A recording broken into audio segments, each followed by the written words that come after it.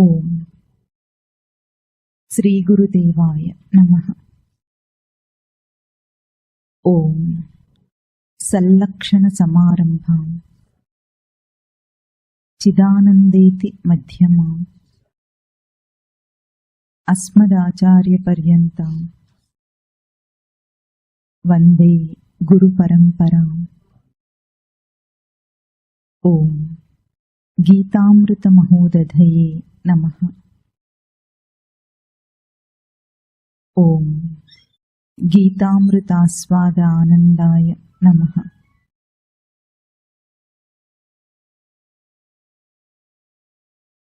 ప్రథమాధ్యాయం 19-20 శ్లోకాలు చెప్తాం.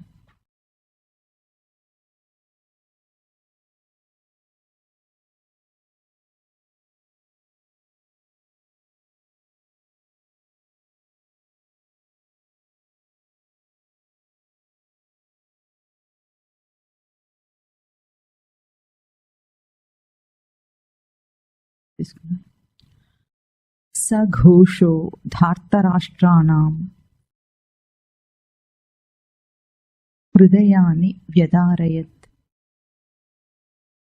నభశ్చ పృథివీం చైవ తుములో వ్యనునాదయన్ అథ వ్యవస్థితాన్ దృష్ట్వా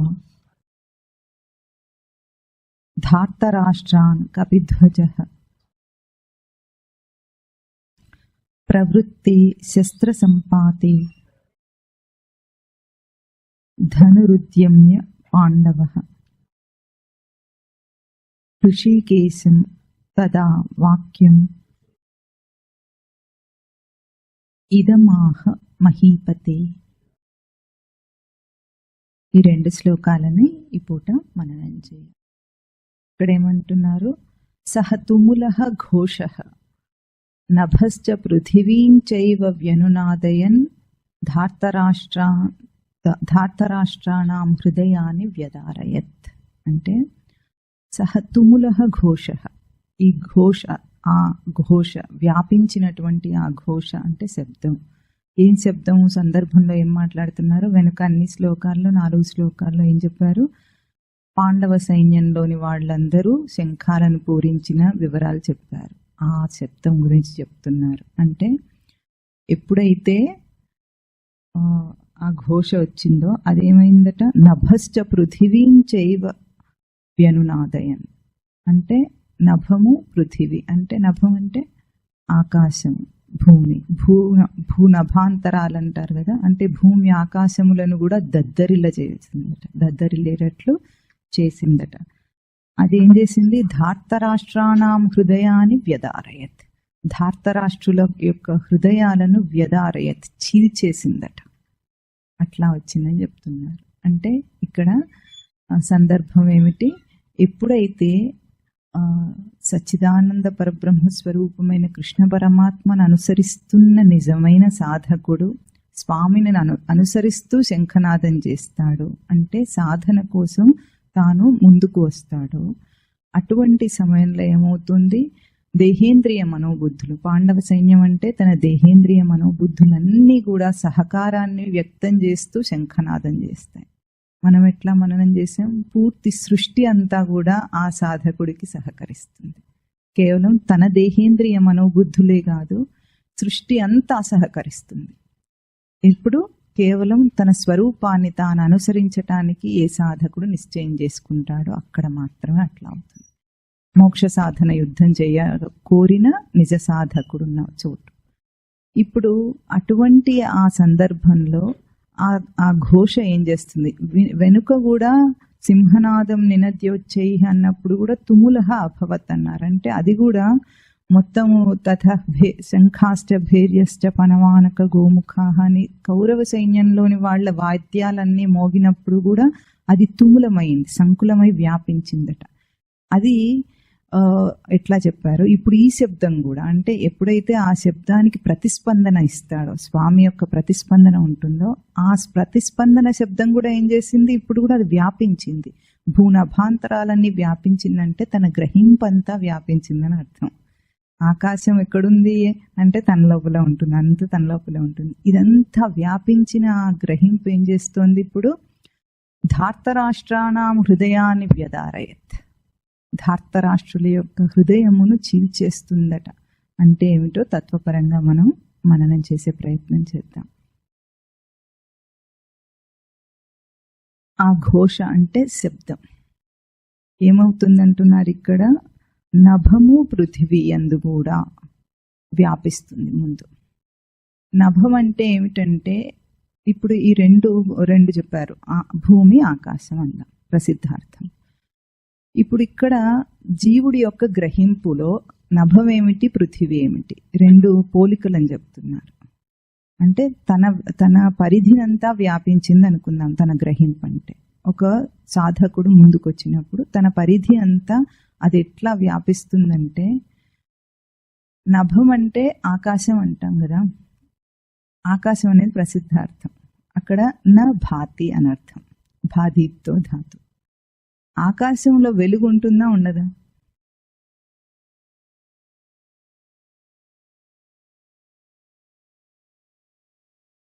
చెప్పండి. ఉండదు. మనం చూస్తున్నది ఏమిటి ఇప్పుడు? ఈ ప్రశ్న ఐన్స్టీన్ అడిగాడట.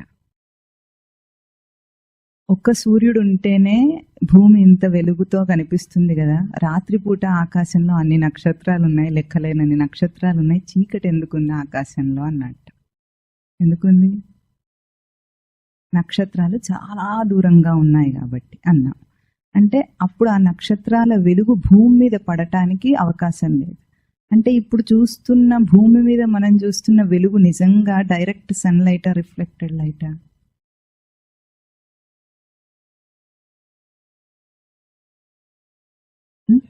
డైరెక్టా?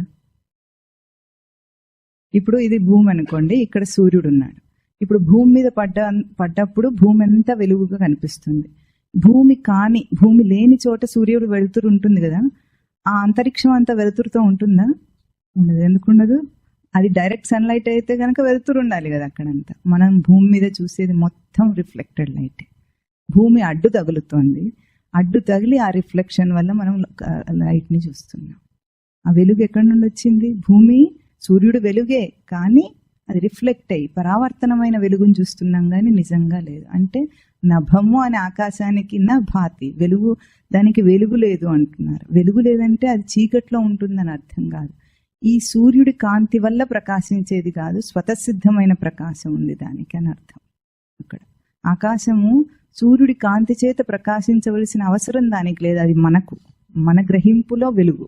సూర్యుడికి వెలుగేం కనిపించదు అక్కడ. సూర్యుడి వెలుగు కిరణంలో వస్తుంటే ఇట్లా ఎండలాగా కనిపిస్తుంది ఆయనకి? ఉండదు. ఆయనలో ఆయన వెలుగుతూ ఉండటం ఎట్లాగో ఆకాశం కూడా ఇవన్నీ సెల్ఫ్ ల్యూమినస్ అన్నమాట. ఆకాశం సెల్ఫ్ ల్యూమినస్, సూర్యుడు సెల్ఫ్ ల్యూమినస్, చంద్రుడు కాదు. అట్లా నా భాతి అని ఎందుకు దానికి నిర్వచనం ఆ పదం చెప్పారంటే, తన స్వరూపంతో పోల్చినప్పుడు జీవుడికి బయట విషయం యొక్క పరావర్తన వెలుగు అక్కర్లేదు. తనకు తానకే వెలుగుంది. విషయపు వెలుగే పరావర్తనమైన వెలుగు. ఇప్పుడు భూమి మీద చూసేది ఎట్లాగైతే రిఫ్లెక్టెడ్ పరావర్తనమైన వెలుగు, మనకు లోకంలో అన్ని కనిపించే ఇది బాగుంది అది బాగుందని మనం చెప్పుకున్నాం. మనం చూస్తున్నప్పుడు ఒక విషయాన్ని చూస్తే టార్చ్ లైట్ వెలుగులో చూస్తాం. టార్చ్ లైట్ వెలుగును చూసి దాంట్లో విషయాన్ని చూస్తాం. మన తెలివిలో ఏదైనా ఆలోచన చేస్తాం. ఆలోచన వల్ల తెలివిని చూస్తామా? తెలివి వల్ల ఆలోచన వచ్చిందా? తెలివి అనేది స్వతసిద్ధమైన ప్రకాశం ఎట్లాగో అట్లాగే నభము అనేది అక్కడ స్వతసిద్ధ ప్రకాశానికి చిహ్నం. పృథివీ అనేది ఎట్లాగో ఇప్పుడు ఈ పృథివీ అంటే ఒక విశాలమైంది అని అర్థం, ధాతు అర్థంతో తీసుకుంటే. పృథివీ ఏమిటి?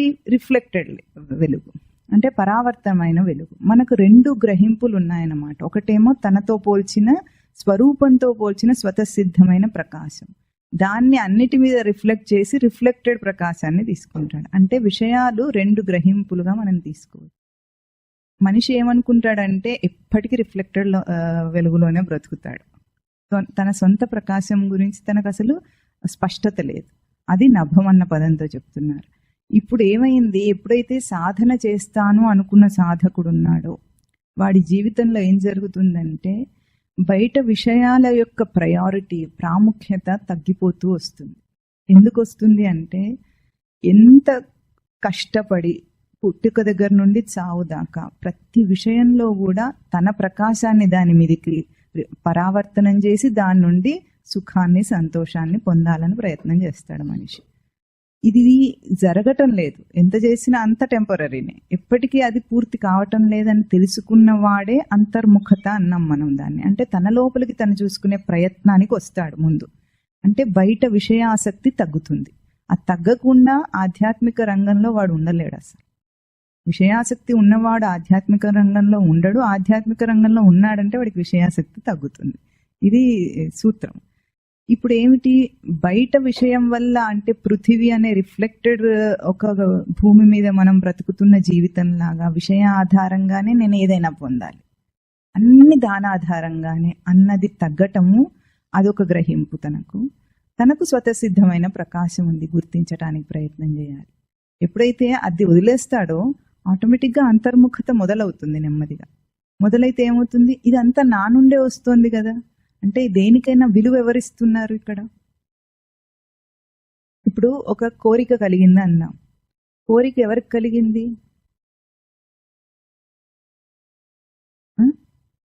మనిషికి మనసులో కోరిక కలిగింది.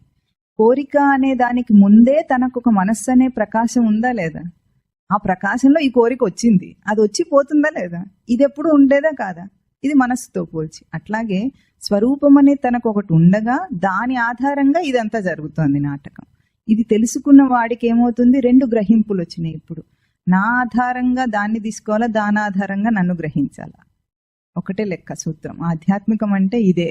అంటే నెగేషన్ కోసం మనం అన్నిటినీ ఇది సత్యం కాదు అని తెలుసుకోవాలంటే ఒక సూత్రం ఏమిటంటే, నా ఆధారంగా అది ఉంది, ఇప్పుడు నేను దాని నుండి ఉపసంహారం, విత్డ్రావల్ చేసుకుంటే అది ఉండదు. అంతేనా? ఏదైనా అంతేనా కదా? నా వాడు అన్న మనిషి దగ్గర నుండి కోరికలు అన్ని అంతేనా కదా విషయాలు? తెలివి, బయట ఎన్నెన్ని చెప్తామో మనం, అన్ని రంగాలు అంతే.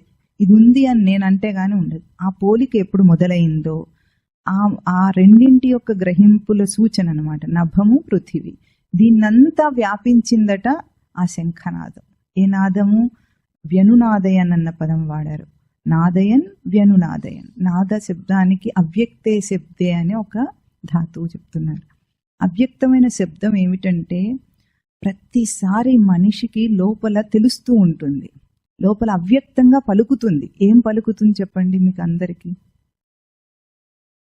జీవిత పర్యంతం వచ్చే అనుభవంలో చివరికి పొందేది ఏమిటి?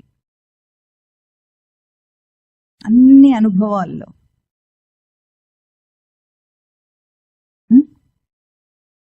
ఏదో కోరాను, అది అందులో రాలేదు. ఇది అవ్యక్తంగా తెలుస్తుంది మనిషికి.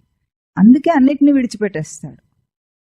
లేకపోతే ఎందుకు విడిచిపెట్టేస్తాడు? ఒకటి ఏదైనా కావాలనుకున్నాము, అది చాలా ఇష్టపడే తీసుకున్నాం, మళ్ళీ ఎందుకు వదిలేసాం దాన్ని? దాని మీద దృష్టి కూడా లేకుండా, మనకు తెలియకుండా వదిలేస్తున్నాం దాన్ని. ఎందుకు?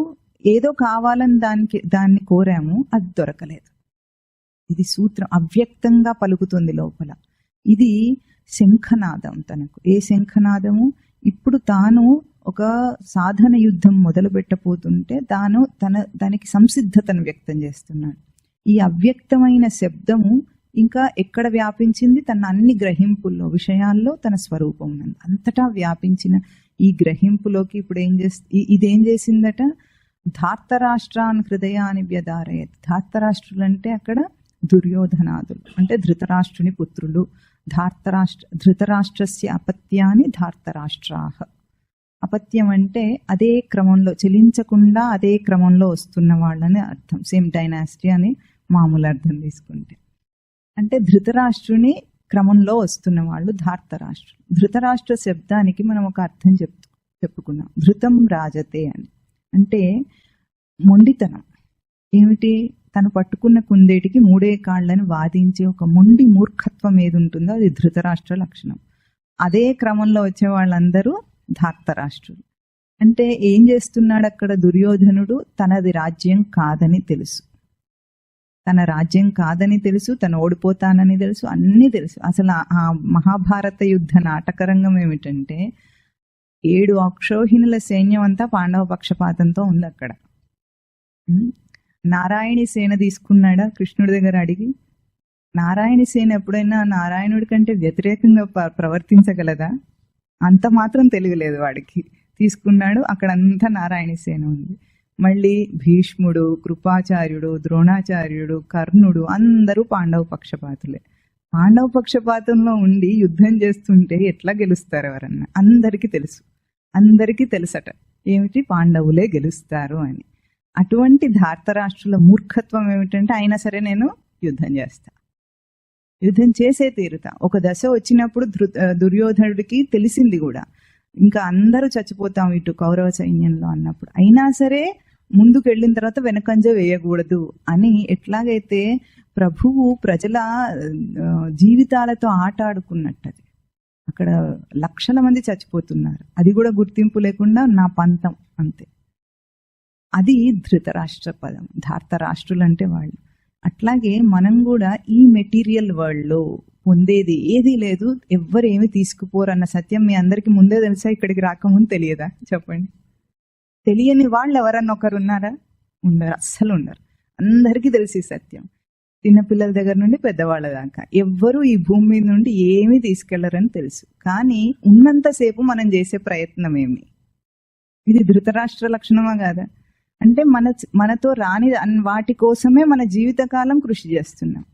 తర్వాత కీర్తి ప్రతిష్టలు అందాం, ఒకవేళ ఊహాత్మకంగా వస్తాయని అన్నా. ఎంతకాలం ఉంటాయి అవి? చరిత్ర ఎంతకాలం ఉంటుంది? మహా గొప్ప చరిత్ర అయితే 100 సంవత్సరాలు చెప్పుకుంటారు. తోడుకొని ఎప్పుడన్నా 1000 సంవత్సరాలు చెప్పుకుంటారు. తర్వాత అప్పుడు మనం ఉంటాము, పోనీ ఆ కీర్తిని చూడటానికి ఉండము. ఏమొచ్చింది మరి జీవితంలో? ఏం పొందుతున్నాడు మనిషి? దేనికోసం కృషి చేస్తున్నారు? ఇది ధృతరాష్ట్ర లక్షణం. అంటే బయట ఏదో సాధిస్తే నేను గొప్ప అవుతానని ఎంతమందికి ఉంటుందంటే అది ఆ సాధించేదాకా జీవితం అంటే సాధించి తీరాలి. ఇది మోటివేషనల్ స్పీకర్స్ చెప్పేది కూడా ఇంతే ఉంటుంది కదా. అది సాధించిన తర్వాత ఏం చేయాలి? ఇంకోటి సాధించాడు, తర్వాత ఏం చేస్తాడు? పోనీ ఫైనల్ పోవాల్సిందే. ఏదన్నా తనతో వస్తుందా? పోనీ అభౌతికంగా అది సాధిస్తున్నప్పుడు తాను అభ్యాసం చేసిన లక్షణాలు ఏవైనా తనతో వస్తాయి ఆ విషయాత్మకంగా సాధించిన వాటిలో. ఒక ప్రొఫెసర్ ఉన్నాడు అనుకుందాము, మ్యాథమెటిషియన్ ఉన్నాడు అనుకుందాం. మ్యాథమెటిక్స్ లో బుద్ధిని రంగరించి పెడతాడు. ఆ మ్యాథమెటిక్స్ లెక్కలు ఏమైనా వస్తాయి మనతో పాటు? రంగరించిన బుద్ధి వస్తుంది అంతే. ఆ బుద్ధిని ఏదైతే ఆ రంగంలో షార్పెన్ చేస్తాడంటాం కదా మనము, రంగరించి దాన్ని పదును పడతాడో అది మనతో వస్తుంది. కానీ సబ్జెక్ట్ వస్తుందా? మనం ఏం చేస్తాం? సబ్జెక్ట్ మీద ఎంత దృష్టి ఉంటుంది మనకు? సబ్జెక్ట్ బాగా క్లియర్గా చెప్పాలి. ప్రొఫెసర్ అంటే ఏమిటి? ఈ సబ్జెక్ట్ చాలా బాగా నేను వ్యక్తం చేయాలి అని అనుకుంటున్నాడు తప్ప తాను రంగరించే తన బుద్ధి గురించి తనకు ఆలోచన లేదు. ఇది ధార్తరాష్ట్ర లక్షణం. మనం అనుకుంటాం ఇప్పుడు మనం ఏం తప్పు చేస్తున్నామని, మనకు తెలియట్లేదు కదా.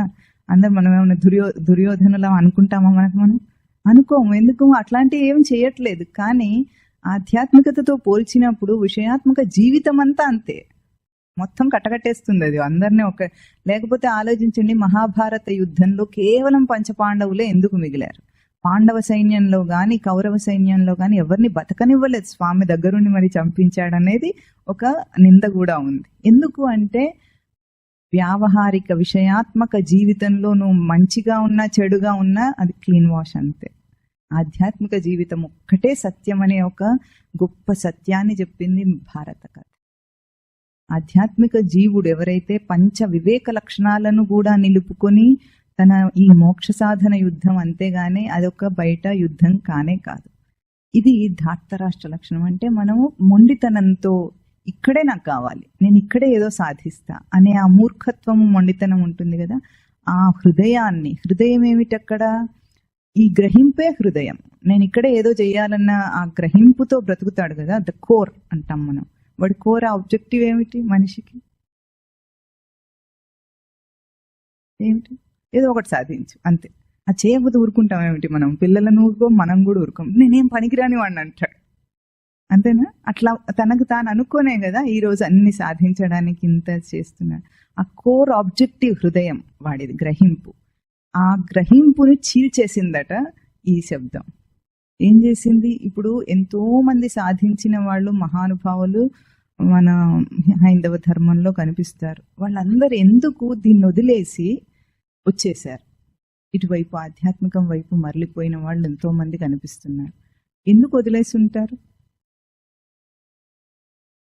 ఏదైనా విలువైనది దొరికితేనే మన చేతిలో ఉన్నది వదిలేస్తాం. చిన్న పిల్లవాడితో సైతం ఏం చేస్తాడు, వాడి చేతిలో ఉన్న ఒక బొమ్మ వదిలేయాలంటే అంతకంటే మంచిది, వాడికి అట్రాక్షన్ ఉన్నది, వాడిని ఆకర్షించేది ఏదైనా కనిపిస్తే అది పట్టుకొని వదిలేస్తాడు. అంతేనా? అంటే ఎవరైనా సరే చివరికి పొందగలిగింది ఏమిటి అంటే ఒక ఆధ్యాత్మికతనే చూపిస్తుంది. అక్కడే ఉంది అనే ఒక సత్యం మనకు కనిపిస్తుంది. అంటే లోకంలో మనకు అన్నిటికంటే గొప్పవాళ్ళు ఎవరు? ఇవన్నీ లోకంలో ఎంత సాధించిన వాళ్ళ ముందైనా ఒక సన్యాసి గొప్పగా నిలబడుతున్నాడా లేదా? ఎందుకు అన్నొదిలేస్తే? ఆయన అందరూ పనికిరానిక పాపం సుఖపడే చేతగాకనే అట్లా సన్యాసించాడు అని అనేవాళ్ళు కూడా ఉంటారు కదా. అయినా సరే అది గొప్పతనము, అత్యాశ్రమం అంటారు దాన్ని. అత్యాశ్రమం అని తనకు అర్థమైందంటే అర్థం ఏమిటి? వీటన్నిటిలో విలువ లేదనే కదా అర్థం. ఈ చీల్చటం అంటే ఈ వేరు చేయటం అనేది. ఇక్కడ వ్యదారయత్ అన్న పదం చీల్చింది అంటుంది. అంటే వివేకం అన్నమాట. రెండింటిని వేరు చేసి ఒక విచారణనిస్తుంది. ఇప్పుడు సాధకుడికి విచారణను మొదలు చేస్తుంది అనమాట. ఇప్పుడు ఇదా అదా? ఏ చేస్తావు నువ్వు? ఒక విషయాత్మక జీవితం కనిపిస్తుంది, అది సాధారణంగా ఉంది. ఇంకొక జీవితం అంటే కొత్త డైమెన్షన్, జీవితానికే ఒక కొత్త కోణం. ఆ కోణంలో జీవితాన్ని జీవించవచ్చు. జీవించవచ్చు కదా యాక్చువల్గా. అదొకటి కనిపిస్తుంది. అంటే ఈ రెండింటిని వేరు చేసే ఒక ఆ లోపల ఆ వ్యథను కలిగిస్తుంది ఇక్కడ ఆ శబ్దం అంటున్నారు. ఏది? అవ్యక్త శబ్దం. అది ఇక్కడంటే మనకు కథాపరంగా శంఖనాదం చేశారు అక్కడ, కానీ ఇక్కడ నిజంగా తత్వపరంగా ఏమిటి? ఒక అవ్యక్త శబ్దం మనకు విచారణనిస్తుంది అనమాట. ఇప్పుడు నేను స్పష్టంగా జీవించాలి, ఎటువైపు నా జీవితం అని. అంటే ఒకటే సూత్రం ఏమిటి? ప్రతి దానిని కూడా విచారణకు తీసుకొని దాంట్లో నా పాత్ర ఏమి, నన్ను వదిలేస్తే అది ఉండదు కదా. యాక్చువల్గా ఒక విషయం ఉందనుకోండి, సుఖ దుఃఖాల విషయాలు ఏవైనా సరే నా పాత్ర ఏమి, ఆ పాత్రలో తీసుకువెళుతుంటే కూడా మనకెట్లా ఉంటుంది?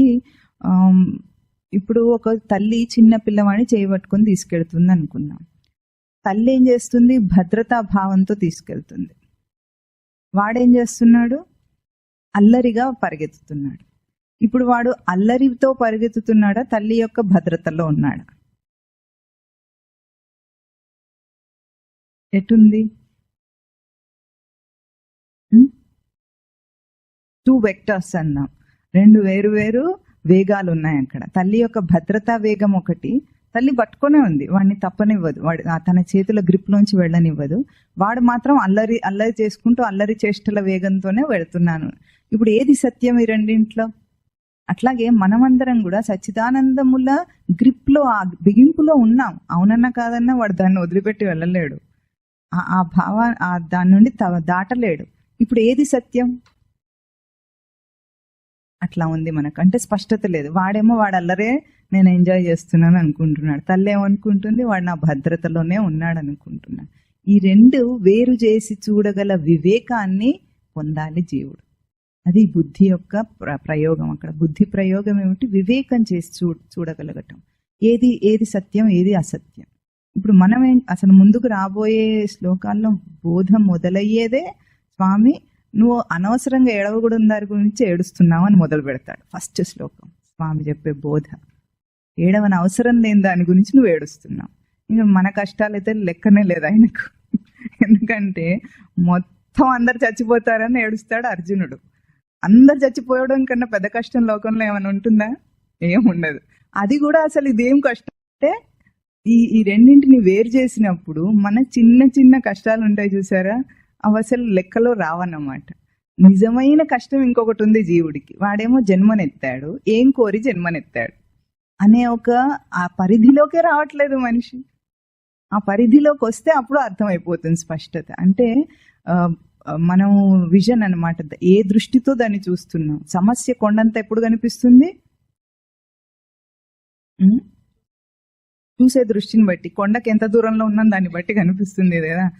చీమకి ఎట్లా ఉంటుంది? ఏదైనా కొండంతే ఉంటుంది. ఏనుగు ఎట్లా ఉంటుంది?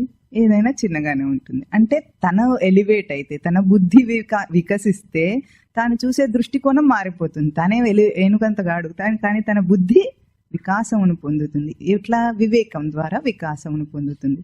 ఇది ఎప్పుడైతే తాను కృష్ణుడిని అనుసరించటానికి తన సచ్చిదానంద స్మృతిని అనుసరించడానికి నిశ్చయం చేసుకున్నాడో ఆ వేరుపాటు భావం తనకు కనిపిస్తుంది అక్కడ.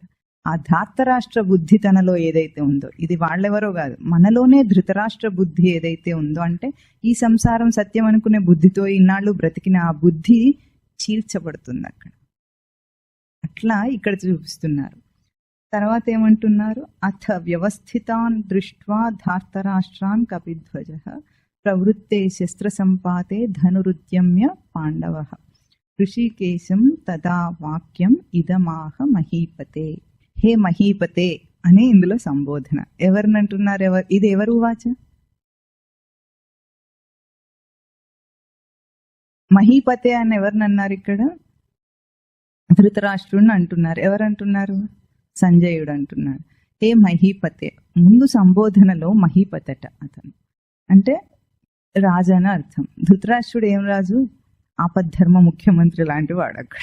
ఎందుకంటే క్షత్రియ వంశంలో పుట్టిన రాజు అవ్వటానికి అక్కడ తనకు అర్హత లేదు. గుడ్డితనం వల్ల అర్హత లేదు. అర్హత లేకపోయినా పాండురాజు దేహం విడిచిన తర్వాత గత్యంతరం లేని పరిస్థితుల్లో పిల్లలందరూ చిన్నవాళ్ళు గనక ధృతరాష్ట్రుని రాజు ఆ పొజిషన్లో కూర్చోబెట్టారు. అంటే అదేమిటి? టెంపరీ పొజిషన్, ఆపద్ధర్మంగా ఉన్నాడు.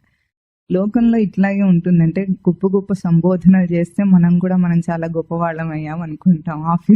ఆఫీస్లో ఒక పొజిషన్ వచ్చింది అనుకోండి, గవర్నమెంట్ ఆఫీసర్ అయ్యాడు, ఏదో టీటీడీలో ఒక హై పొజిషన్లో ఉన్నాడు. ఎన్నాళ్ళు ఉంటాడు ఆ పొజిషన్లో?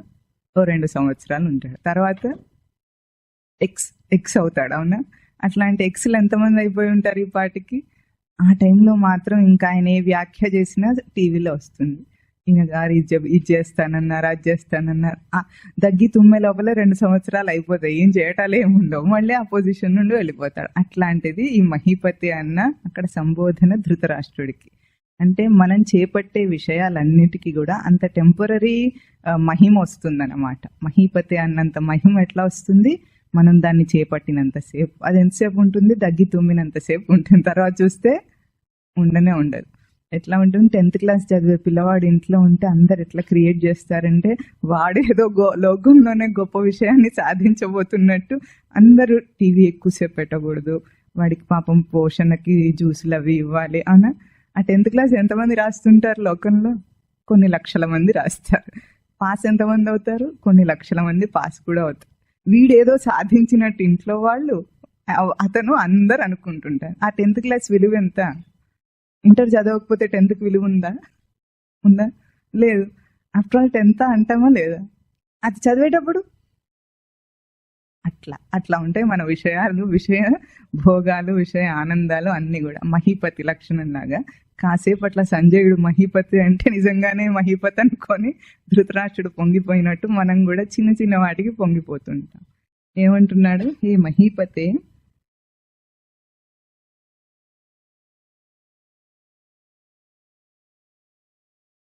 అథ వ్యవస్థితాం మహీపతే అథ పాండవః కపిధ్వజः పాండవः వ్యవస్థితాన్ ధార్తరాష్ట్రాన్ దృష్ట్వా ప్రవృత్తే శస్త్రసంపాతే ధనురుద్యమ్య తదా హృషీకేశం ఇదం వాక్యం ఆహ. అంటే ఏం చేశాడట?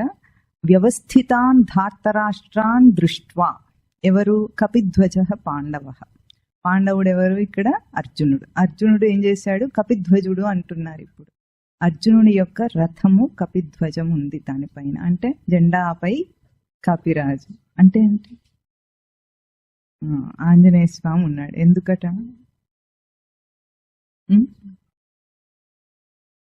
విజయానికి సంకేతం అని చెప్పుకుంటాం మనం. కపిధ్వజ లక్షణం ఏమిటంటే, కపి అంటే కపి చలనే ధాతు, చెలించేది కపి. అందుకే కోతికి కపి అని పేరు. చంచల లక్షణం ఉంటుంది కాబట్టి. ఇప్పుడు అదేమైంది, ధ్వజమైంది. ధ్వజగతో ధాతు అంటే చలించే లక్షణాన్ని స్థిరంగా నిలపగలిగింది కపిధ్వజ లక్షణం అన్నమాట. ఇప్పుడు ఆలయాల్లో ధ్వజం ఉంటుంది కదా, మనం ధ్వజస్తంభం అంటాం. అంటే ఏమిటది అంటే ఒక సంకేతం, స్థిరత్వానికి సంకేతం.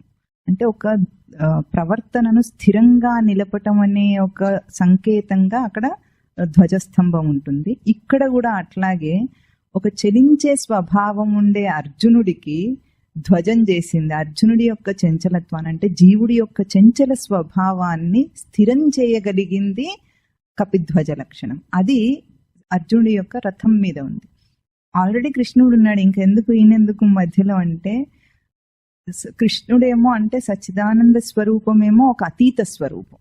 అతీత స్వరూపమునకు చంచల స్వభావమునకు మధ్య సంధానం చేసేది కపిధ్వజ లక్షణం అన్నమాట. అంటే మనం సాధన చేస్తున్నప్పుడు చంచల స్వభావంగా ఉంటాం. ఎందుకంటే చంచల స్వభావం నుండి వస్తూ వస్తూ ఎదుగుతూ సాధకుడు అవుతున్నాడు ఆ జీవుడు.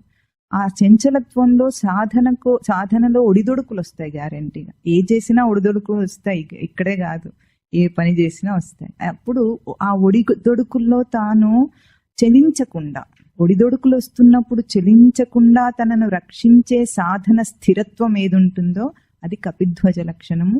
అందుకే గురువు అంటారు హనుమంతుని, ఎందుకంటే గురుస్థానం అంటారు హనుమంతుని. ఎందుకంటే గురువే మన చంచలత్వాన్ని మనం ఊగిపోతుంటే, అంటే సాధనలో ముందుకెడుతుంటే వచ్చే సమస్యకు తట్టుకోలేక ఊగిపోతుంటే నిలపగలిగింది ఎవరు? గురువే.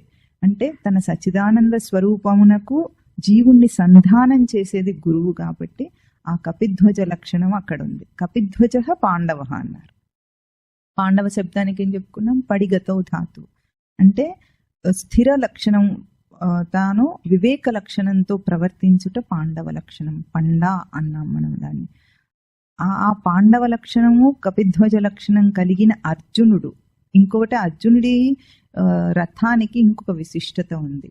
ఖాండవ అంటే ఈ వనవాస సమయంలో ఖాండవ వనాన్ని దహనం చేస్తాడు అర్జునుడు కృష్ణుడు ఇద్దరు కలిసి. అప్పుడు అగ్నిదేవుడు ఖాండవను దహనం చేయటానికి సహకారంగా కృష్ణుడు అర్జునుడు సహకరించినప్పుడు అగ్ని ప్రసాదించింది అగ్నిదత్తమైన రథము అర్జునుడి. ఈ అగ్నిదత్తమైన రథం యొక్క విలువ ఎట్లా ఉంటుందంటే, మొత్తం యుద్ధం అంతా పూర్తి అయిపోయిన తర్వాత వచ్చేస్తారు కదా, వెనక్కి వచ్చినప్పుడు ముందైతే మామూలుగా రథం నుండి ఎవరు దిగుతారు? కారు నుండి ఎవరు దిగుతారు? డ్రైవర్ దిగుతాడు. డ్రైవర్ దిగి ఆసామిని దిగుమని చెప్తాడు. కానీ ఇక్కడ డ్రైవర్ ఎవరు? మన కృష్ణ పరమాత్మ. కాబట్టి మామూలుగా అయితే సారథి దిగాలి, కానీ ఏం చెప్తాడు? అర్జున నువ్వు ముందు దిగు అంటాడు. ఎందుకు కృష్ణుడు అట్లా అన్నాడు అని అడగకుండా, ఎదురు అడగకుండా దిగుతాడు అర్జునుడు. అర్జునుడు దిగిన తర్వాత కృష్ణుడు ఒక దూకుతాడట అంట్లోంచి. వెంటనే ఆ అగ్నిదత్తమైన రథం కాలిపోతుంది. అంటే ఈ దేహమే ఆ రథం. ముందు జీవుణ్ణి సేఫ్గా దింపి ఆ తర్వాత సచ్చిదానంద పరబ్రహ్మ పక్కకు జరుగుతాడు. ముందే స్వామి దిగితే అర్జునుడితో సహా రథం కాలిపోతుంది. కాబట్టి అది తెలుసు గనుక ముందు తన అధిష్టాన లక్షణము పక్కకు జరగకుండా నిలుపుతుంది దేహాన్ని. జీవుడు తనను అనుసరించేటట్లుగా, అంటే జీవుడికి రక్షణగా ఉండి జీవుణ్ణి పక్కకు జరిపిన తర్వాతనే ఈ రథము కాల్చేస్తారు. ఎట్లాగో అట్లా అగ్నిదత్తమైన రథం అంటారు దీన్ని. అయితే అగ్నికి ఇంకొక లక్షణం కూడా ఉంది. ఏమిటంటే అగ కుటిలాయాం గతం అంటారు. కుటిలంగా వెలుగుతుందట. అగ్ని ఏ దిశలో వెలుగుతుంది? ఊర్ధ్వంగా వెలుగుతుంది. అంటే గ్రావిటీకి అగెయిన్స్ట్గా వెలుగుతుంది. అవునా? ఏది కూడా సృష్టిలో గ్రావిటీకి అగెయిన్స్ట్గా ఉండదు. అగ్ని మాత్రం మీరు ఎక్కడ చిన్నగా వెలిగించినా సరే, అది ఎంత చిన్నదైనా సరే ఆ శిఖ ఊర్ధ్వముఖంగానే ఉంటుంది, కానీ అధోముఖంగా ఉండదు. అది కుటిలాయాంగతం అనే ధాతువుతో చెప్తారు. ఇంకొకటి, మనము గ్రావిటీకి అగెయిన్స్ట్గా నడుస్తామా, గ్రావిటీతో పాటుగా ఉన్నామా? చెప్పండి. మనం నిలబడ్డామంటే గ్రావిటీకి అగెయిన్స్ట్గా నిలబడలా? అంటే ఆకర్షణ శక్తికి బద్ధమై ఉండి భూమి మీద ఉన్నా మనం నిలబడ్డది ఎట్లా? నిటారుగా నిలబడ్డాం. అంటే ఏదైతే ఆకర్షణ మన కిందికి లాగుతుందో ఆ అధోముఖానికి వెళ్ళడు మనిషి ఎప్పుడు. ప్రయత్నం ఎప్పుడు ఏమిటి? ఊర్ధ్వముఖానికి ఎదగటమే.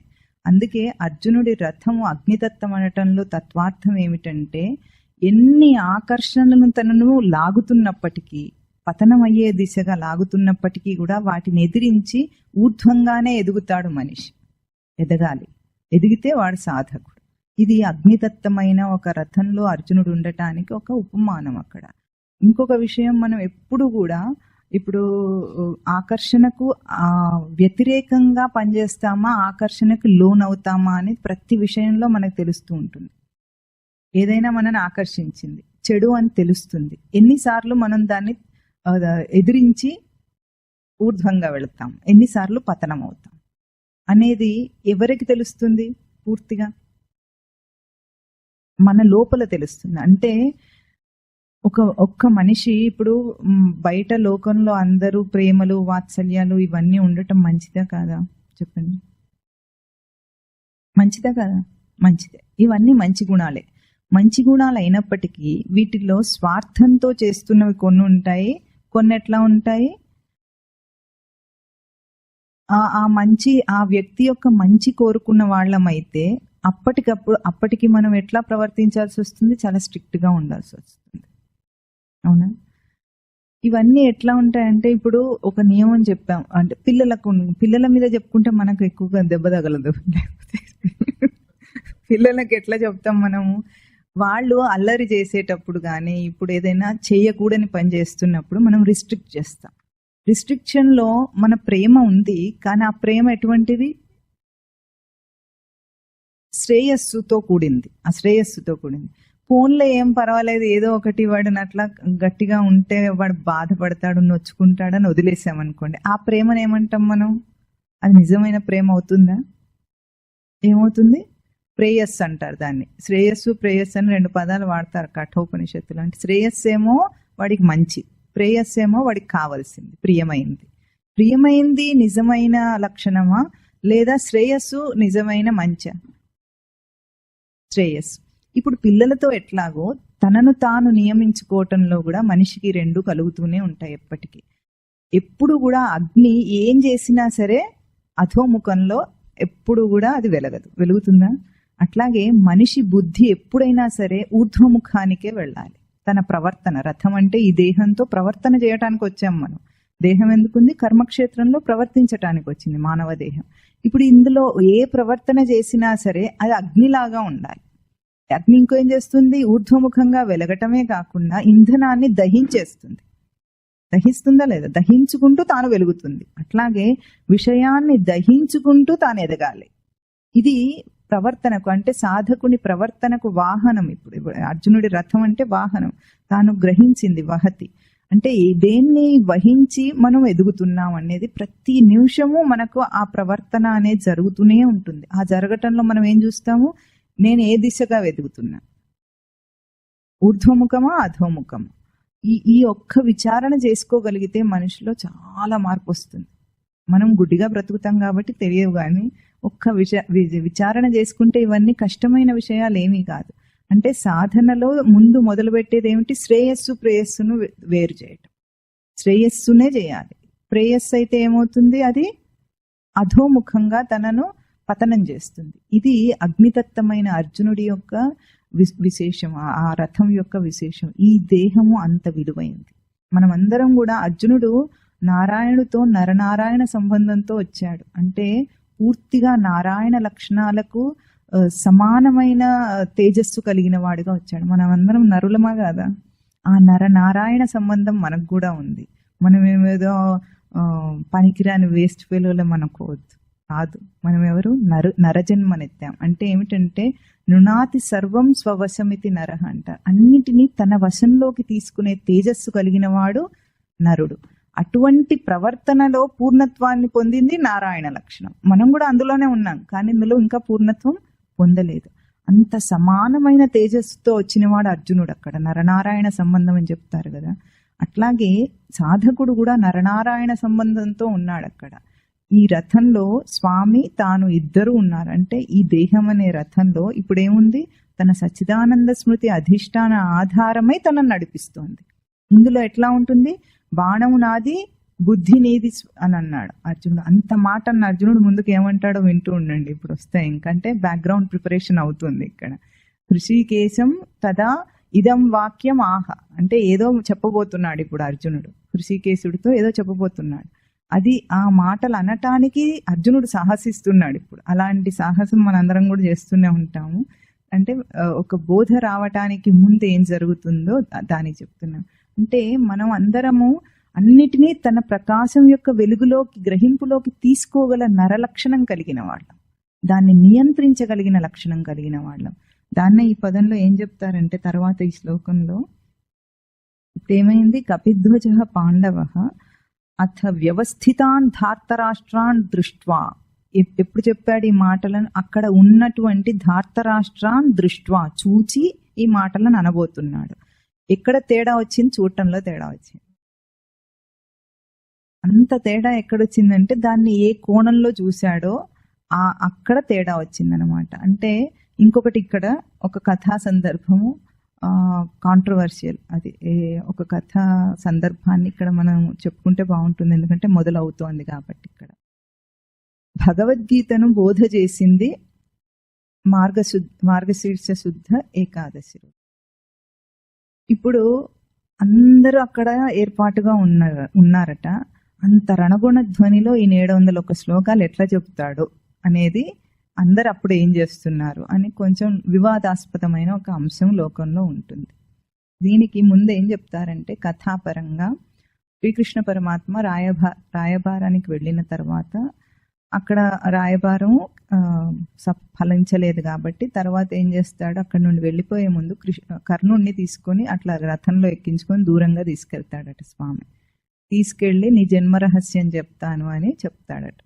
ఏమని చెప్తాడు, నువ్వు కుంతీపుత్రుడవే, నువ్వు పాండవుడవే, నువ్వు వాళ్ళ వైపు ఉండొద్దు, ఇటువైపు పాండవుల వైపు వచ్చేయని చెప్తాడు. ఇప్పుడు స్వామి యొక్క ప్రయత్నం అదే. భీష్ముడితో చెప్తే ఏమన్నాడు, ఆహా అన్నాడు. ద్రోణాచార్యుడితో చెప్తే ఊహు అన్నాడు. కర్ణుడితో చెప్తే ఆహా ఊహు అన్నాడు. ఇద్దరు కలిసి. అంటే స్వామి ఎప్పుడు ప్రయత్నం చేస్తూనే ఉంటాడు, ఏమిటి, వాళ్లను కౌరవ పక్షం వదిలేయమని.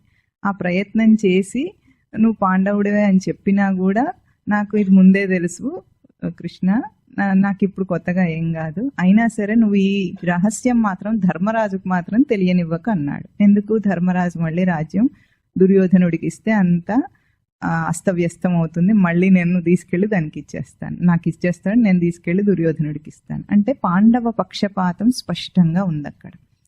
అదైన తర్వాత అప్పుడు కృష్ణ పరమాత్మ చెప్తాడట, ఇప్పటికీ 7వ రోజు కార్తీక అమావాస్య రాబోతుంది, ఆ రోజున యుద్ధ ప్రారంభం అని డిక్లేర్ చేస్తారు.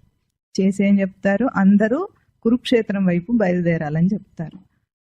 ఇప్పుడు యుద్ధ ప్రారంభం అన్నారు కానీ, యుద్ధారంభం అన్నారు దాన్ని కానీ, ఆ రోజే యుద్ధం మొదలవుతుందని చెప్పలేదు. ఆ రోజు యుద్ధం మొదలైతే మన గీతా జయంతి రోజు గీత చెప్పారు కదా, అట్లా కుదరదు. అంటే ఏమిటంటే వీళ్ళందరూ ప్రయాణం అవుతారు. మరి అంతమంది 18 అక్షోహిణుల సైన్యం వెళ్ళాలా, అందులో ఏనుగులు, అవి ఒంటెలు, అవేవేవో ఉన్నాయి, వాళ్ళందరూ వాళ్ళ శస్త్రాలు అస్త్రాలు అన్ని తీసుకొని వెళ్ళటం, అక్కడ వెళ్ళి గుడారాలు వేసుకోవాలా వద్దా, అంటే దీని ఏర్పాట్లన్నిటికీ కూడా అక్కడ అంత సమయం అవుతుంది. కాబట్టి ఆ అమావాస్య తర్వాత బయలుదేరి వస్తే అది యుద్ధారంభం అని చెప్పారు, కానీ యుద్ధం మొదలు పెట్టడం అని చెప్పలేదు. ఆ తర్వాత ఏమైంది, వెళ్ళిన తర్వాత అక్కడ అన్ని ఏర్పాట్లు చేసుకుంటూ ఉండగా ఏకాదశి రోజున, మార్గశీర్ష ఏకాదశి రోజున ఏర్పాట్లు జరుగుతూ ఉండగా రథం వేసుకుని కృష్ణుడు అర్జునుడు వెళ్తారట యుద్ధరంగంలోకి. అట్లా వాళ్ళందరూ కూడా వచ్చారు. ఇప్పుడు ఇక్కడ ఏదైతే సన్నివేశం చెప్పబడుతుందో వాళ్ళందరూ కూడా వచ్చారు. ఈ భీష్మ ద్రోణులు, దుర్యోధనాదులు, పాండవులు అందరూ కూడా వచ్చారు రథాలు వేసుకొని. ఏమిటి ఏర్పాట్లు చూసుకొని ఏమిటో చూద్దామని. ఇక్కడ ఆ తర్వాత వచ్చే వారం మనం చెప్పుకునే సేనయోర్ ఉభయోర్ మధ్య రథం స్థాపయమే అచ్యుత అంటాడు. అంటే 2 సేనల మధ్యలో నా రథాన్ని నిలుపు మాధవ అని అడుగుతాడు. అది ఎప్పుడు జరిగింది? ఏకాదశి రోజున జరిగిందట. ఆ జరిగిన తర్వాత మరి మనకు కథ అంతా తెలుసు.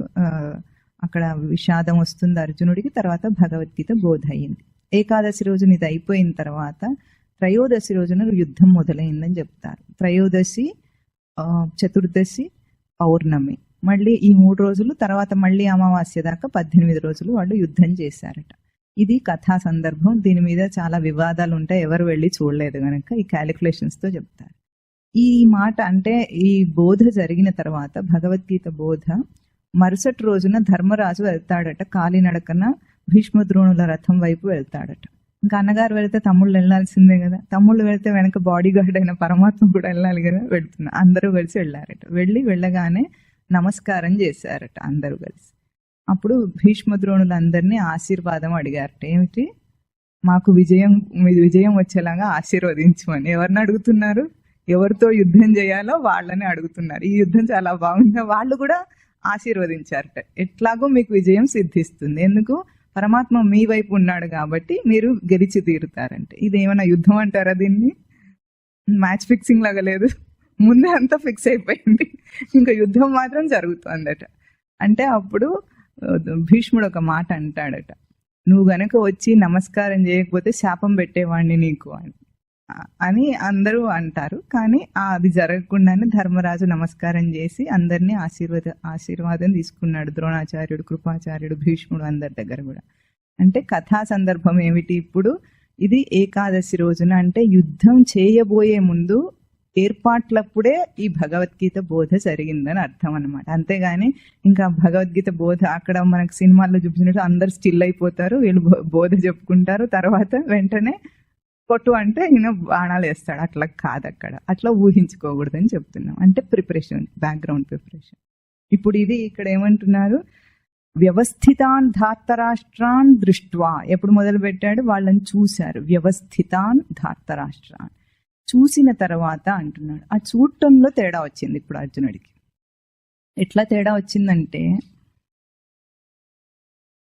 మనము మన కామాదుల రాజు ధార్తరాష్ట్రులు అంటే మన విషయ జీవితపు కామాలు, కోరికలు, వీటన్నిటిని ఎట్లా చూస్తాము అని.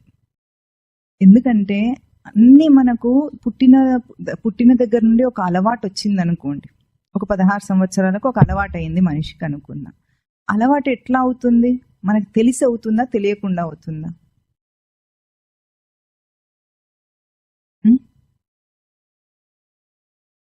ఒక ఇంట్లో అలవాట్లు ఎట్లా ఉంటాయంటే, పొద్దున 8ంటికి లేస్తారు అందరు అనుకుందాం, అలవాటు అట్లా ఉంటుంది.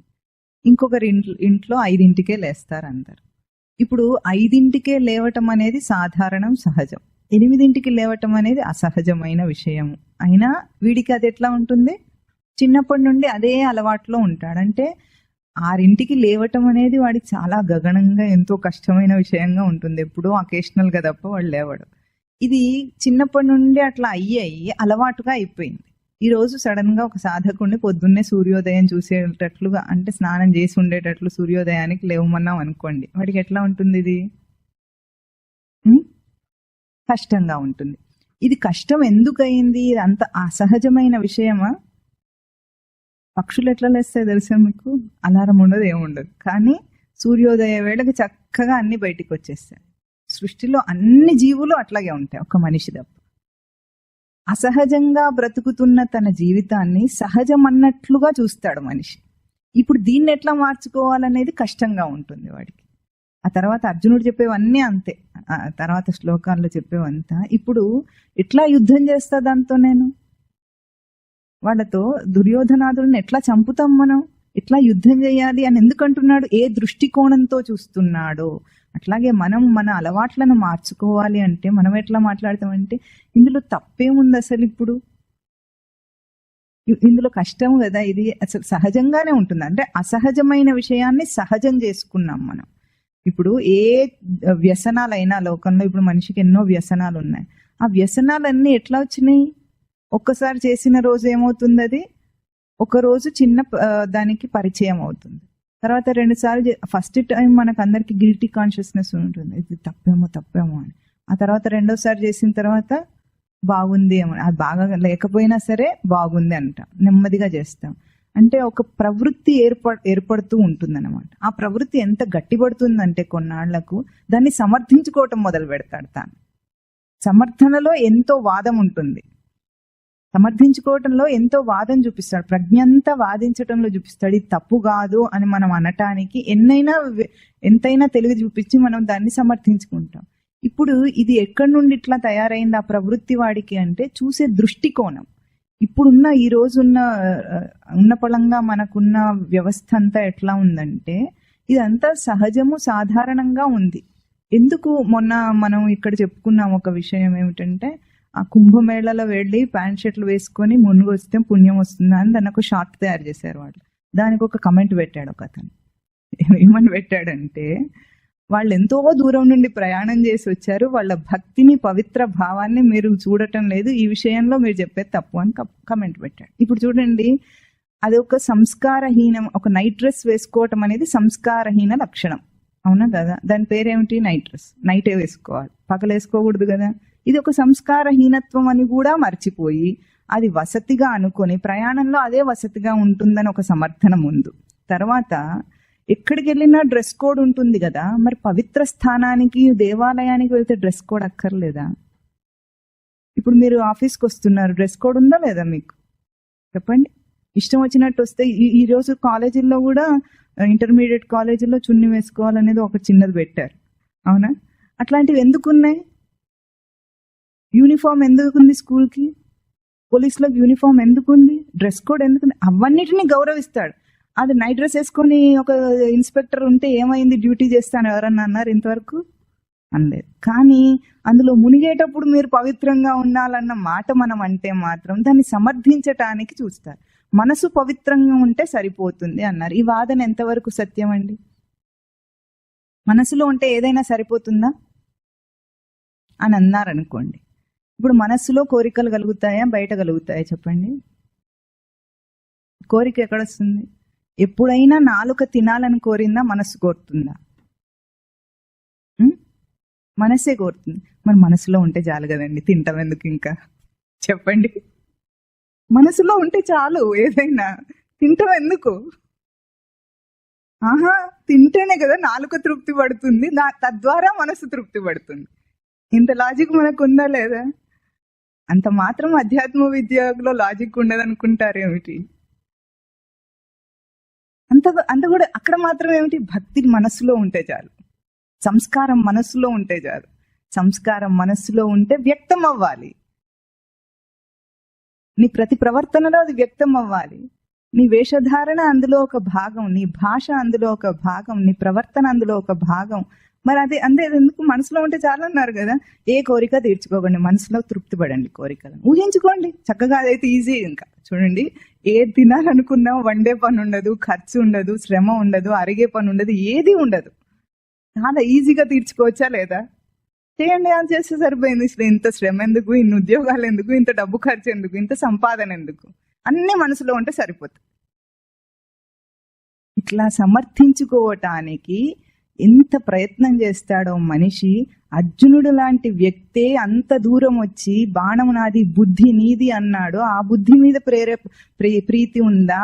బాణం మీద ప్రీతి చూపిస్తున్నాడా? తర్వాత శ్లోకాలన్నీ దీనికి ఫౌండేషన్, ఇప్పుడు మూలం. అర్జునుడు లాంటి వాడే అట్లా మాట్లాడితే ఒక సామాన్యుడు ఎట్లా ఉంటాడు అని మనం ఇక్కడ విచారణ చేయవలసిన అంశం ఏమిటి?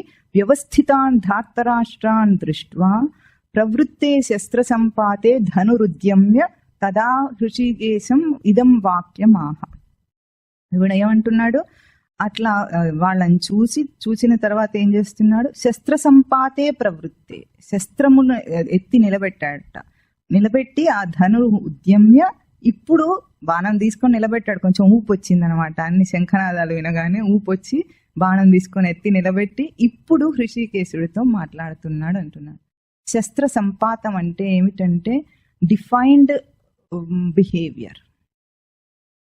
సంపాతం అంటే, పాతం అంటే పత్లుగతో ప్రవర్తన, స్పష్టమైన ప్రవర్తన. శస్త్రముల చేత స్పష్టమైన ప్రవర్తన చేయటానికి ధనువు ఉద్యమ్య, బాణం నిలబెట్టాడని అర్థం కాదు, కానీ తన ప్రీతి, తాను కోరిన దాన్ని, ధన ప్రార్థనాయాం ధాతు, ఏం కోరాడో దాన్ని ఉద్యమ్య నిలిపాడనమాట. ఇప్పుడు నిలబెట్టాడు దాన్ని. అంటే అర్థం ఏమిటంటే, ఒక వ్యక్తి ఏదైనా పని, లోకంలోనే ఆలోచించండి మీరు, సాధన దృష్టితో కాకుండా ఏదైనా పని చేయాలనుకున్నప్పుడు దాన్ని ఎక్కడ ముందు మొదలు పెడతాడు? దాని వ్యూహ రచన ఎక్కడవుతుంది?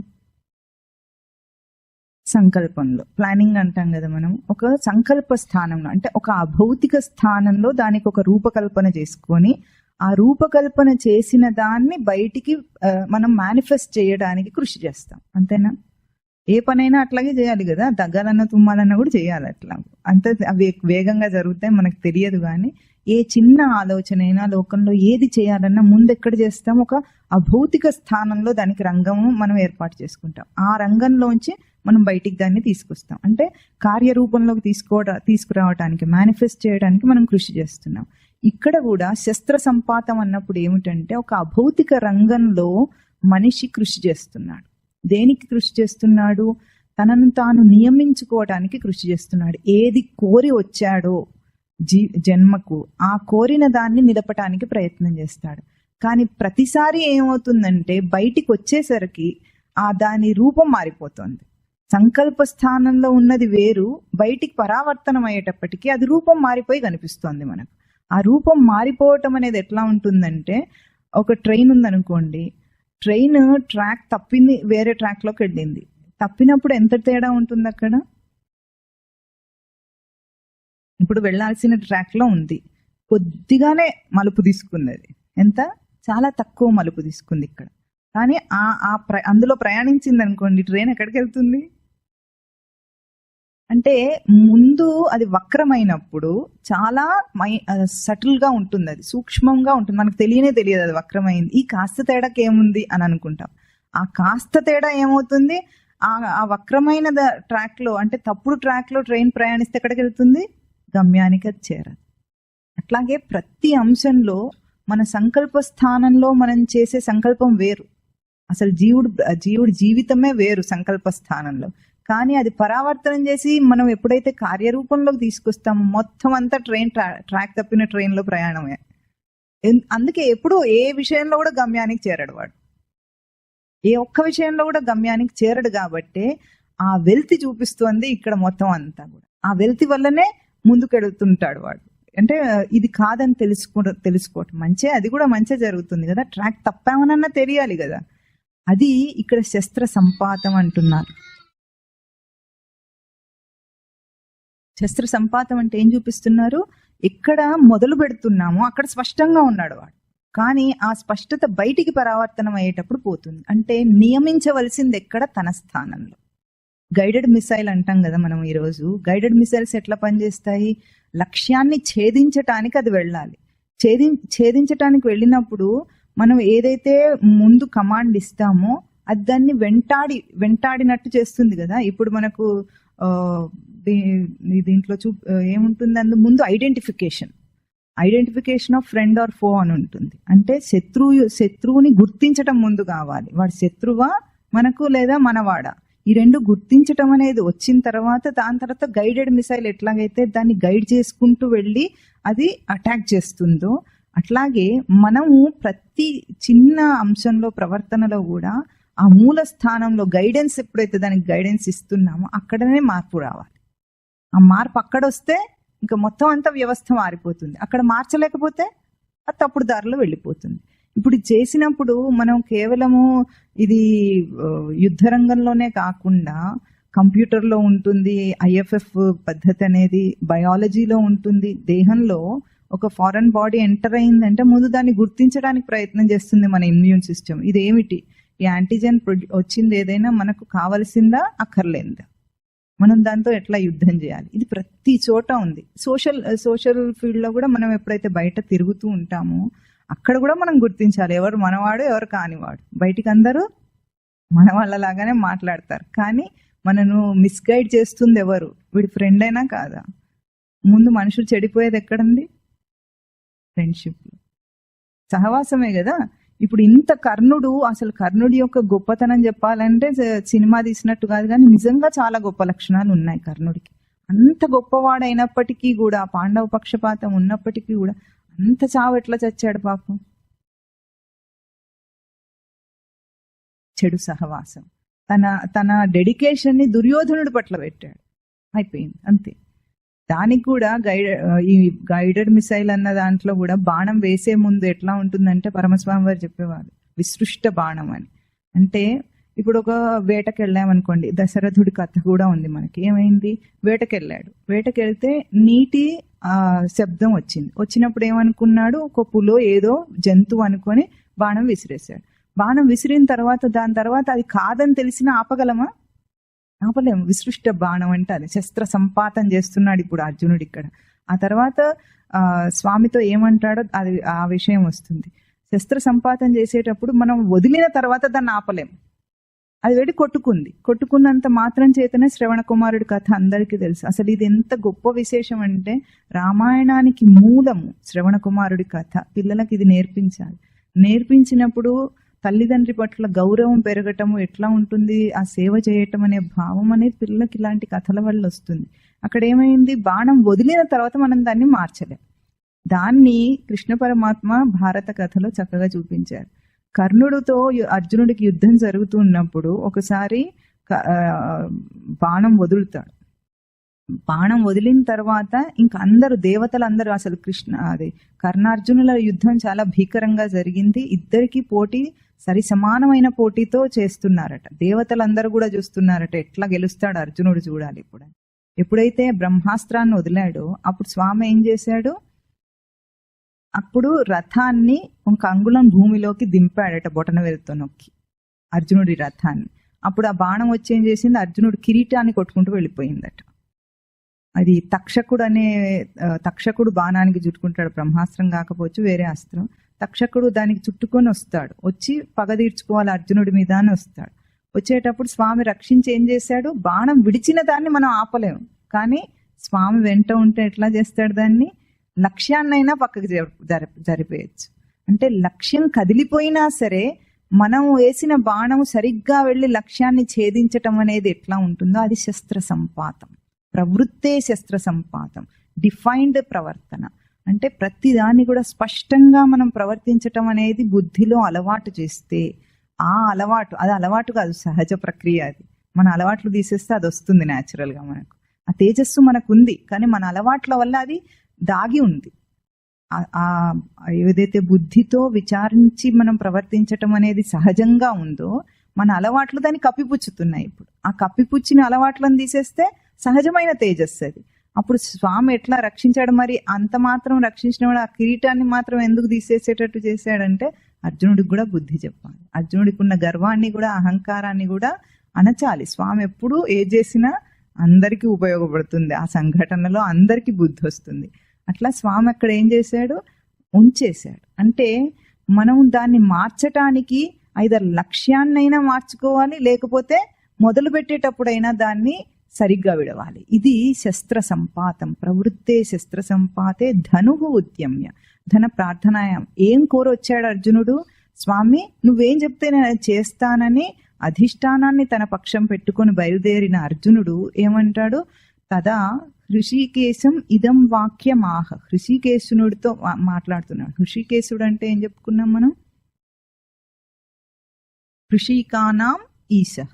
అంటే హృషికములు అంటే హృషతృప్తో ధాతు, తృప్తి చెందగలిగినవి ఏవి ఉంటాయి అవి హృషికములు అంటారు. దాన్ని నియమించగలిగిన వాడు హృషికేశుడు. మనము ఇంద్రియం అని ఎందుకు చెప్పారంటే, లోకంలో ఇంద్రియాలను తృప్తిపరిచే ప్రయత్నం మనం చేస్తుంటాం, అవునా?